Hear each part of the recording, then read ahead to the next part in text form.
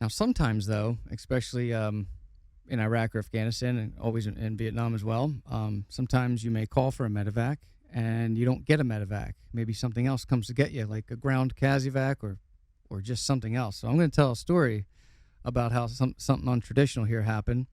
And, I love untraditional stories. Yes, crazy.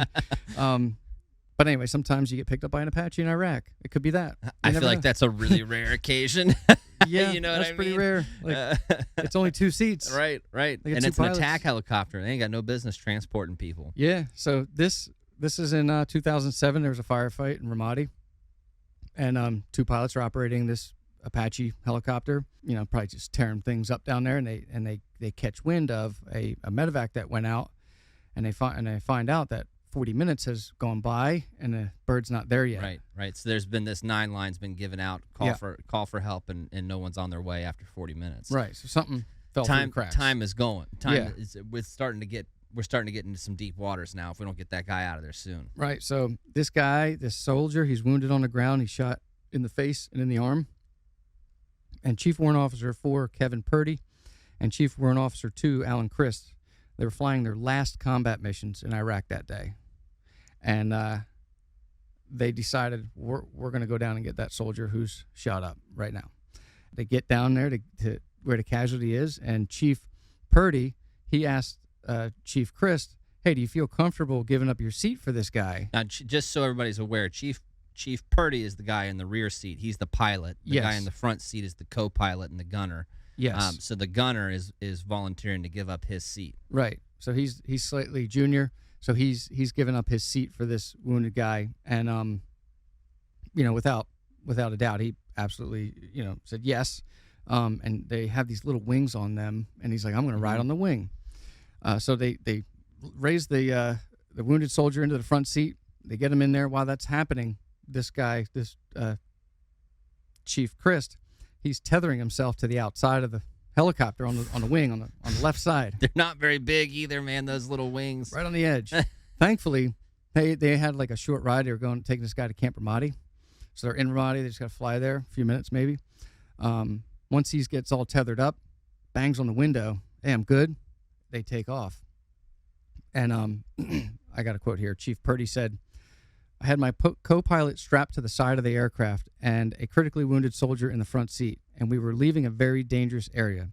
It wasn't a long flight, but it felt like it took forever. I bet it friggin' did. Think about the guy outside the chopper, dude. He had to have been thinking, man, I never thought in ever that I would be doing this, riding on the outside of a freaking Apache. Yeah, am I going to get in trouble? That's like, you know what it makes me think about? It's like, you ever see the Mission Impossible where Tom Cruise is on the outside of that the C-47 or whatever, the big aircraft? He's on the outside of it. Yeah.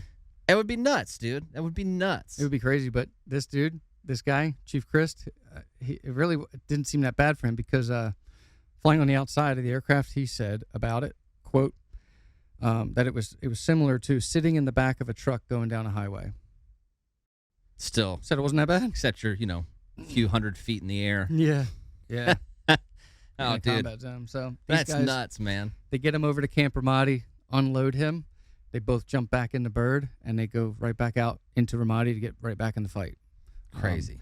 So now they found out. So the next day they find out this guy, he actually gets transported to this hospital in LSA Anaconda, so another part away from Ramadi, and they decided to pay him a visit. That's super cool. It is cool, but I get it though. They probably felt so like in a way responsible for that guy. Yeah. You know what I mean? Like that'd be a unique bond to have right there. Yeah. And it would be cool to be a pilot and be like, well, I'm just gonna go fly somewhere and visit somebody. I'm gonna go check on this kid, man. Check on him myself. Now the soldier had been shot, like I said, in the jaw and the face and the arm.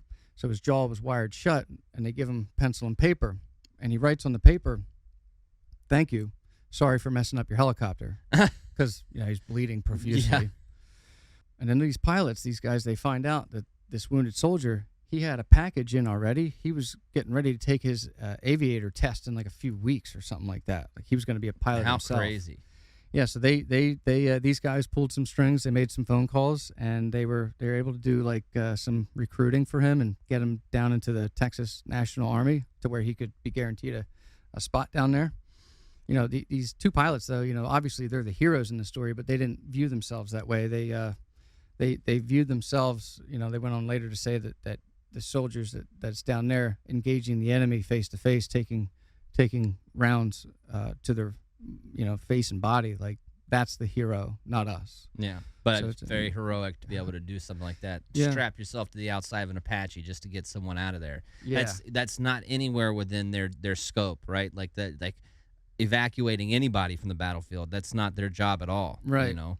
And you know, no matter what, that their chain of command, like they're probably like, you shouldn't have done that. Right. So there was always somebody. That's one of those things you ask for forgiveness, not permission. Right. Because you know if they would have asked to do that, they'd have been like, negative, absolutely not. Get back to base. You know? Right.